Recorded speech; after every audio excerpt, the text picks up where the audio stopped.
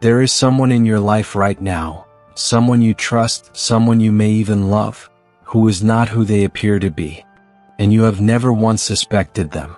Not because you are naive, not because you are weak, but because psychological manipulation at its highest level leaves no fingerprints.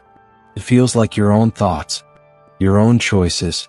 While you are focused on what people say, the ones who understand power are watching what you feel.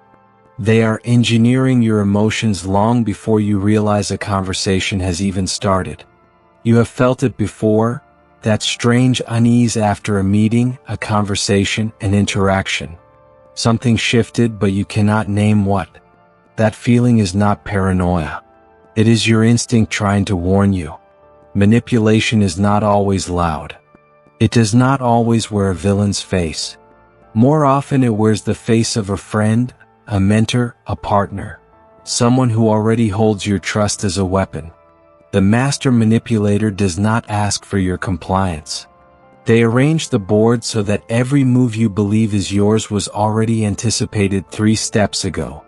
You are playing, but they set the rules. Carl Jung once said that the most dangerous psychological damage is not what others do to you openly, it is what they make you believe about yourself quietly. That is where the real war is fought. 500 years ago, one man decoded exactly how this works, stage by stage, layer by layer.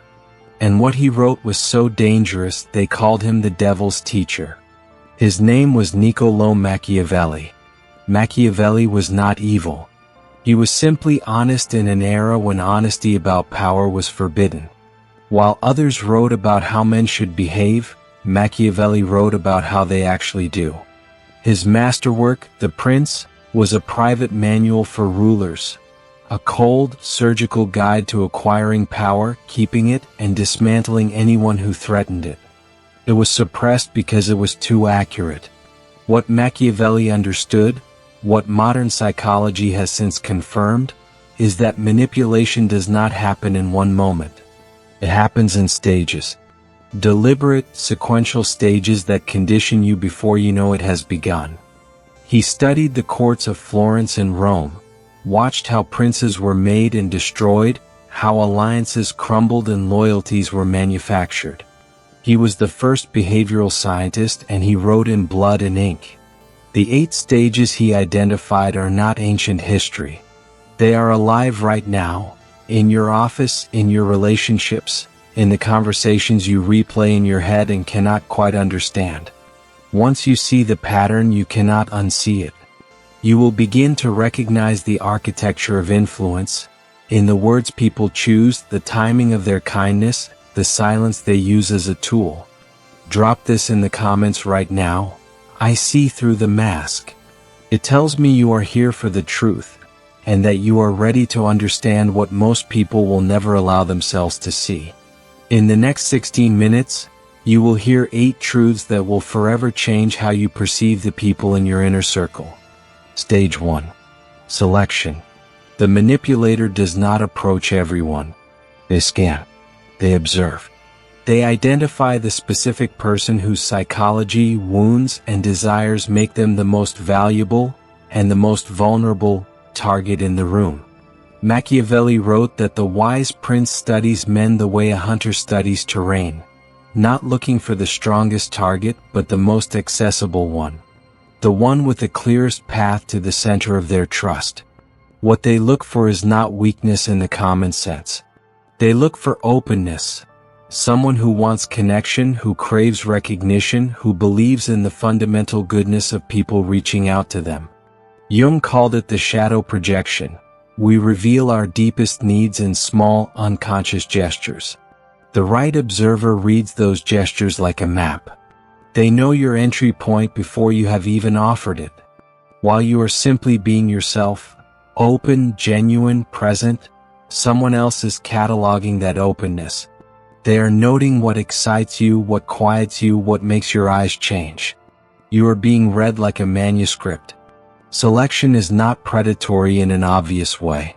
It often feels like being chosen, like finally being seen by someone exceptional. That warmth you feel, that is not coincidence. That feeling was engineered to get you to lean in.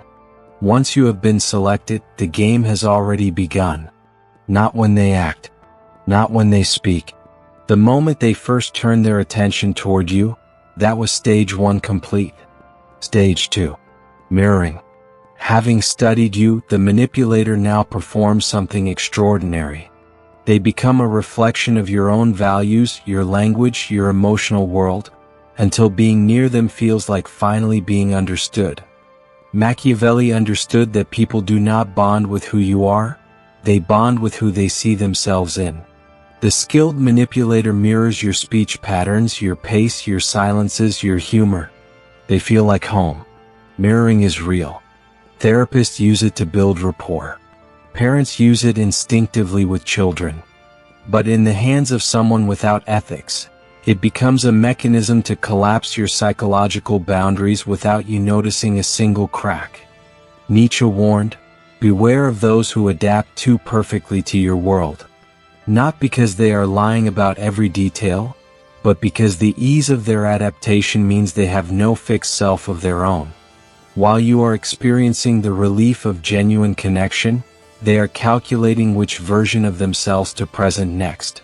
They are not discovering you, they are deploying a constructed identity built from your own psychological blueprint.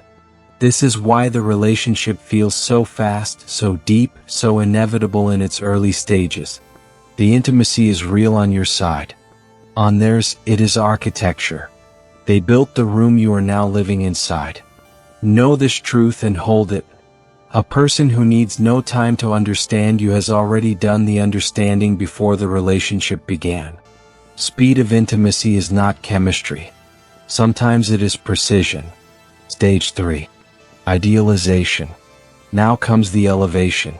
They tell you that you are exceptional, smarter, more perceptive, more worthy than others around you. And the terrifying part is how good it feels to believe them. Machiavelli wrote that the prince who elevates a man controls that man entirely, because the elevated man now fears the fall more than he fears the prince. Idealization is not a gift. It is a leash. When someone makes you feel chosen, truly chosen, your brain releases the same neurochemicals as addiction. You begin organizing your behavior around maintaining that feeling, around staying worthy of their exceptional opinion of you. Jung called this inflation of the ego, being made to feel larger than your actual self. And he warned that what is inflated always collapses violently. The manipulator knows this. They are already holding the pin. While you are absorbing the praise and reshaping your identity around it, they are quietly measuring your dependency. Each compliment is a thread. By the time the threads become a net, you no longer feel them at all. Real recognition grows over time. It is earned in silence and confirmed by actions. But false idealization arrives all at once, overwhelming your natural skepticism before your rational mind can mount any kind of defense. Drop this in the comments. I was built up to be brought down. If you have felt this, that collapse after the praise, you already know what stage 3 felt like from the inside. Stage 4. Isolation. This is where the architecture reveals its true intention. Slowly, so slowly you do not mark the moment it happens, the world around you begins to narrow. Other relationships begin to feel less important. Not through force. Never through force. Through subtle redirection. A mild, wounded tone when you mention spending time with others. A carefully placed doubt about a friend's loyalty. A quiet implication that you are most understood here, with them. Machiavelli wrote that a prince's greatest advantage is a subject with no alternative counsel. When you have eliminated every other voice from someone's life, your voice becomes the only voice that defines reality. That is total power. You begin to doubt the people who knew you before.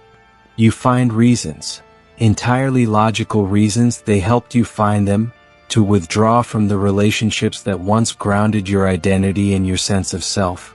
Nietzsche described the will to power as most dangerous not when it takes by force, but when it takes by redefinition.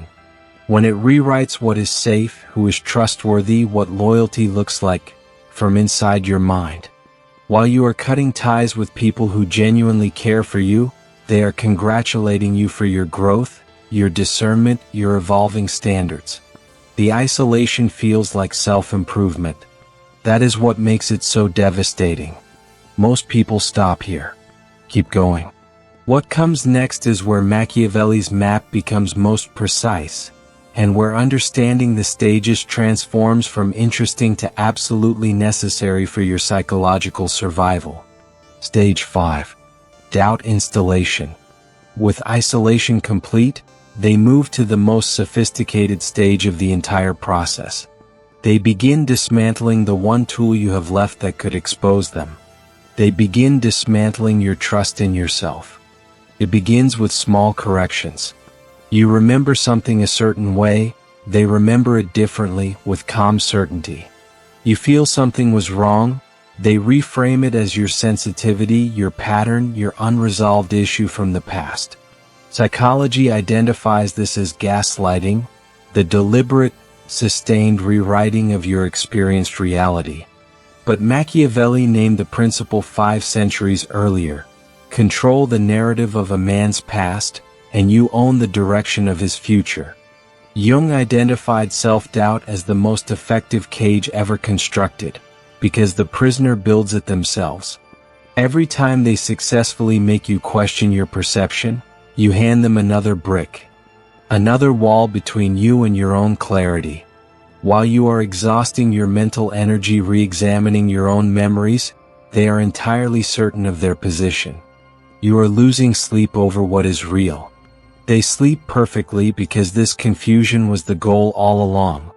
Here is the anchor truth for this stage. Your first instinct was almost always correct. Before the explanation, before the reframe, before the calm counter-narrative, the first thing you felt was accurate. Protect that first feeling.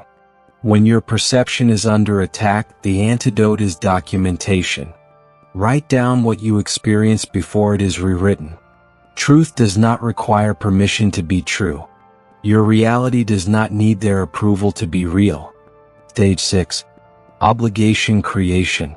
Having weakened your self-trust, they now introduce an invisible debt. They have done so much for you, or so the story is carefully told.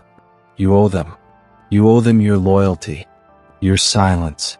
Machiavelli wrote that favors are the currency of control. A gift freely given creates a bond. But a favor strategically bestowed, with memory cultivated and a ledger silently maintained, that creates indebtedness. And indebtedness is compliance waiting to be called. The gifts in this stage are never random. They arrive at the exact moment you were about to reclaim your independence. A gesture of generosity precisely calibrated to reset your autonomy back to zero and re-anchor the dependency. Nietzsche observed that the most absolute chains are the ones men forge for themselves in the name of gratitude. Obligation is not love. Obligation is love's criminal impersonator, and it wants the same behavioral output at a much lower cost. While you are calculating what you owe and how to repay it, they are planning the next extension of the debt. The ledger in their mind never reaches zero. That is the architecture, a debt designed to compound forever. Ask yourself this: in the relationship in question, do you feel free? Or do you feel like you are always catching up? Always one favor behind, always aware of what is owed? That awareness is not humility. It is a collar. Drop this in the comments. I owe nothing to those who made me believe I owed everything. Say it. Write it. Because reclaiming that truth is the beginning of dismantling stage 6 from the inside out. Stage 7. Punishment and reward. By this stage, your behavior has begun adapting.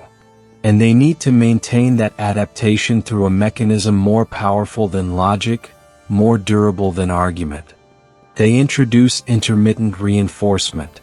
One day they are warm, extraordinarily warm, and you feel the full return of the idealization.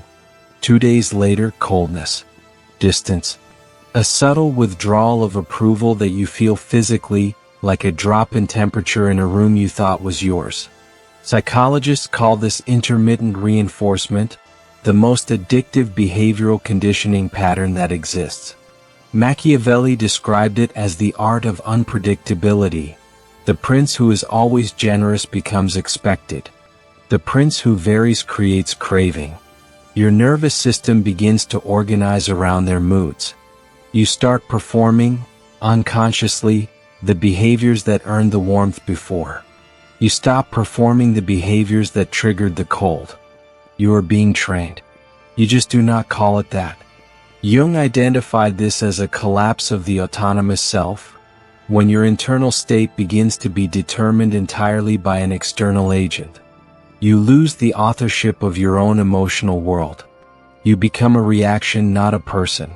While you are exhausting your emotional intelligence managing their cycles, they are calibrated and clear. They know exactly which temperature to apply and when. Your confusion is not a side effect of this stage. It is the entire product. Real relationships feel stable. They do not require you to monitor moods like weather. If you find yourself doing the emotional labor of an entire relationship alone, managing, reading, adjusting, you have been placed in a one-way dynamic by design. Stage 8. Discard or dependency. The final stage arrives in one of two forms. Either you are discarded, once your utility is exhausted and your resources have been fully extracted, or you are kept in a managed dependency forever. Machiavelli was ruthlessly honest. The prince does not maintain relationships, he maintains assets. When an asset depreciates, it is released. There is no personal component. The discard is not emotional to them. That is the part that breaks you. The discard is designed to destabilize you maximally. It often happens when you are most dependent, most isolated, most doubting of your own perception, all of which they engineered through the 7 stages that came before this moment. But here is what Machiavelli did not write, and what both Jung and Nietzsche eventually arrived at. The discard is also the exit. It is the moment when the cage is accidentally opened, and freedom becomes possible again. For those kept in managed dependency, the relationship continues, but only as a controlled loop of intermittent reward and engineered obligation. The manipulation does not end. It simply becomes the permanent operating system of the connection between you. Nietzsche wrote that what does not destroy you makes you stronger, but only if you have the self-knowledge to understand exactly what it was that tried to destroy you. Without that knowledge, you simply repeat the cycle somewhere new. Now you have the map. All 8 stages. And knowing these stages is not merely academic, it is the difference between becoming someone's most successful project and becoming the most difficult person they have ever tried to manipulate. Return to where we began. That person in your life. The one you trust, possibly love, who is not who they appear. You see them differently now. Not with fear. With clarity. And clarity changes everything.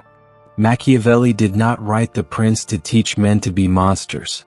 He wrote it so that men who were not monsters could understand the ones who were. Knowledge of the predator is the prey's only real armor. The 8 stages are a system.